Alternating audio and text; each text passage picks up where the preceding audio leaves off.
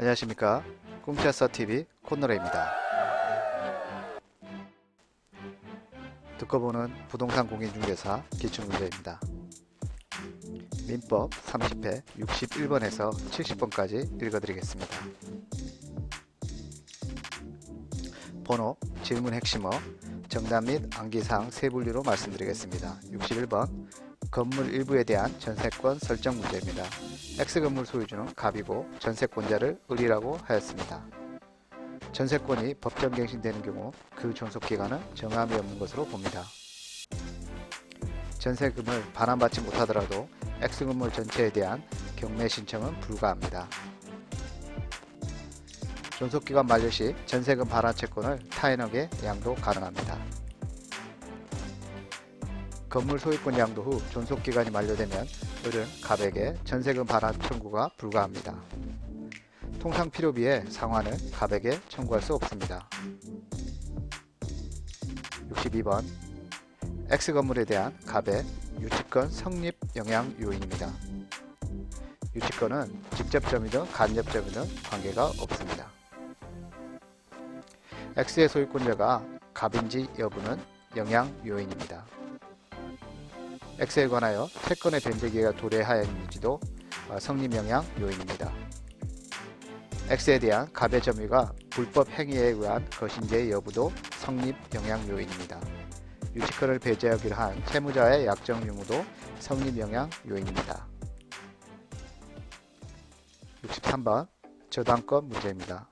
나대지 X 소유자를 갑, X의 저당권자를 을, 토지의 Y 건물주를 병, Y 건물 저당권자를 정이라고 가정하였습니다.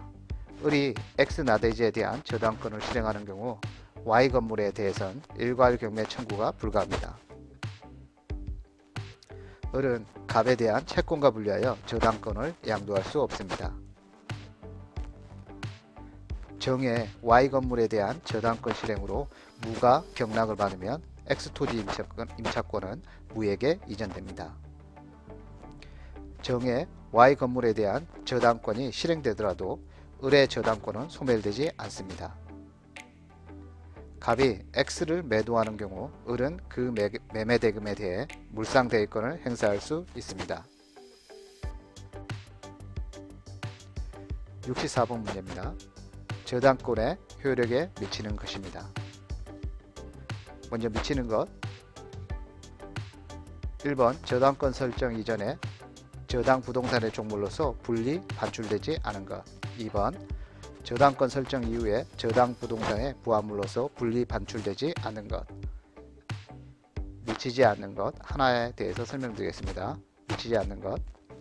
첫 번째, 압류 이전에 저당 부동산으로 발생한 저당권 설정권자의 차임채권은 효력이 미치지 않습니다. 65번 계약금 설명 문제입니다.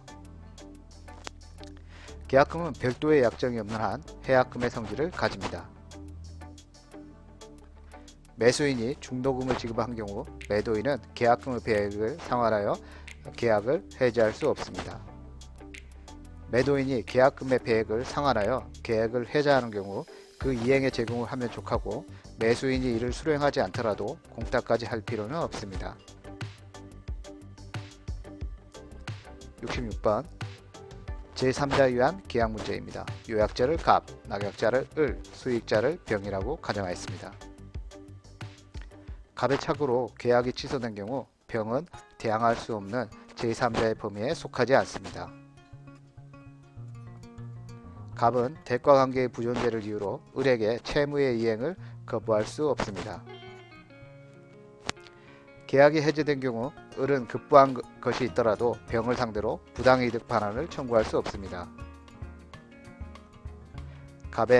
을의 채무불이행으로 계약이 해지되면 병은 을에게 입은 손해의 배상을 청구할 수 있습니다. 수익 의사표시를 한 병은 을에게 직접 이행 청구를 할 수 있습니다. 67번 계약 해제 시 보호되는 제3자 관련 문제입니다. 보호되는 제3자에 해당하는 자는 두 가지가 있습니다. 매매계획에 의하여 매수인의 명의로 이전 등기된 부동산을 계약 해제 전에 가압류 집행한 자. 두 번째, 해제된 계약과 관계없는 새로운 계약을 맺은 자. 보호되지 않는 제3자에 해당하는 자는 세 가지 종류가 있습니다. 1. 계약 해제 전 그 계약 채권을 양수하고 처분금지 가처분 결정을 받은 채권자입니다. 두 번째, 계약 해제 전 그 계약상의 채권을 압류한 자입니다. 세 번째, 해제된 계약에 종속된 행위 및 이해관계자입니다.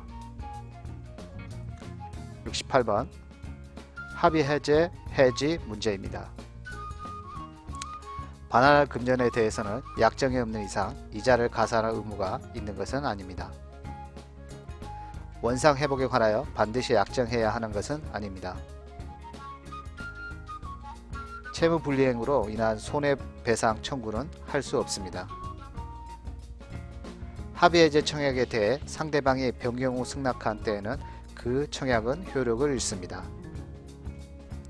법정 해제의 경우와 마찬가지로 제3자의 권리를 해하지는 못합니다. 69번 매매계약 문제입니다. 매매계약은 요물계약일 필요는 없습니다. 장래 성립하는 제사건이라도 상관없습니다. 매매계약은 유상, 쌍무, 낙성, 분료식 계약입니다. 매도인의 담보 책임은 무과실 책임입니다. 타인의 권리도 매매 대상이 될 수 있습니다. 매매계약 비용은 쌍방이 균분하여 부담합니다. 70번 매매계약 체결 문제입니다. X토지 소유인 갑, 매수인 을로 가정을 하였습니다. 을이 대금을 완제하였다면 X토지 과실은 을에게 기속됩니다. 토지 인도와 대금 완제가 되지 않을 경우 을은 인도 의무 지체에 대한 손해배상을 청구할 수 없습니다. 을이 대금 지급 거절 사유가 있는 경우 토지를 인도받았더라도 대금에 대한 이자를 지급할 의무는 없습니다.